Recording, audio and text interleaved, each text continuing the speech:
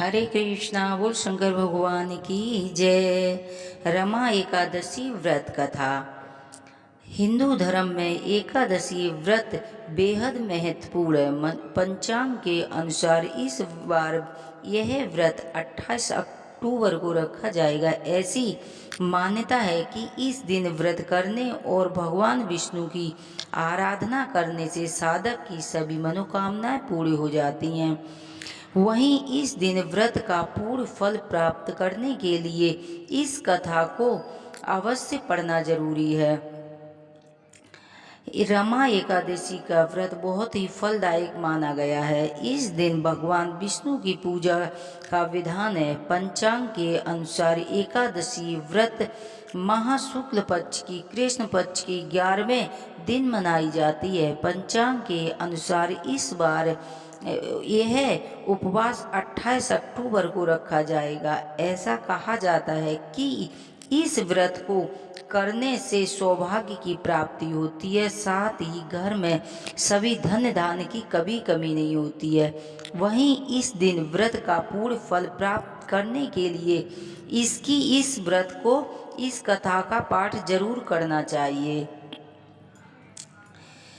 रमा एकादशी को लेकर कई सारी कथाएं प्रचलित हैं। एक समय की बात है कि एक मुचकुंद नाम का राजा था। उसकी पुत्री का नाम चंद्रभामा था और उसका विवाह चंद्रसेन के बेटे शोभन के साथ हुआ।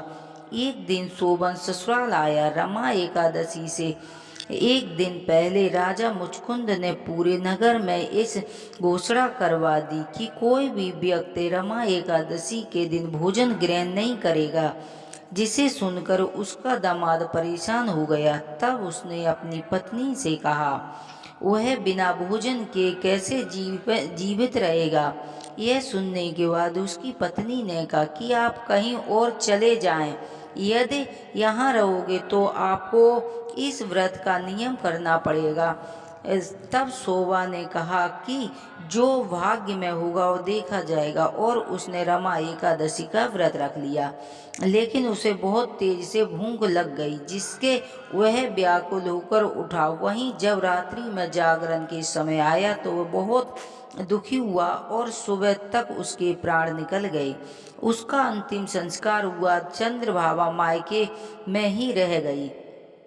रमा एकादशी व्रत के पुण्य के प्रभाव से शोभन का मंद्राचल पर्वत पर समुद्र देवपुर प्राप्त हुआ। मुचकुंद नगर का एक ब्राह्मण एक दिन शोभन के नगर में गया, जहाँ पर उसकी मुलाकात उसकी पत्नी से हुई। उसने पूरा हाल बताया और पूछा कि आपको ऐसा नगर में कैसे मिला है। शोभन ने उसे रमा एकादशी के पुण्य के बारे में बताया। उसने कहा कि यह नगर स्थित है, आप चंद्रभामा के इसके बारे में बताना। वह ब्राह्मण अपने घर चला गया और अगले दिन चंद्रभागा को पूरी बात बताई।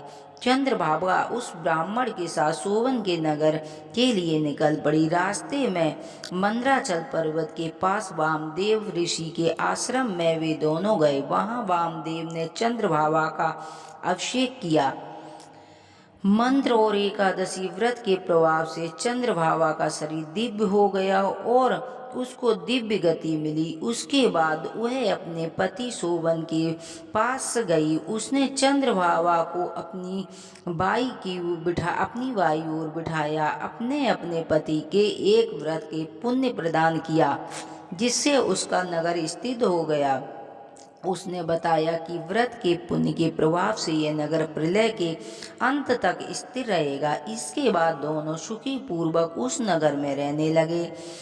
यदि हमारी कहानी आपको पसंद आती तो प्लीज़ हमारे चैनल को सब्सक्राइब करें, वीडियो को लाइक करें।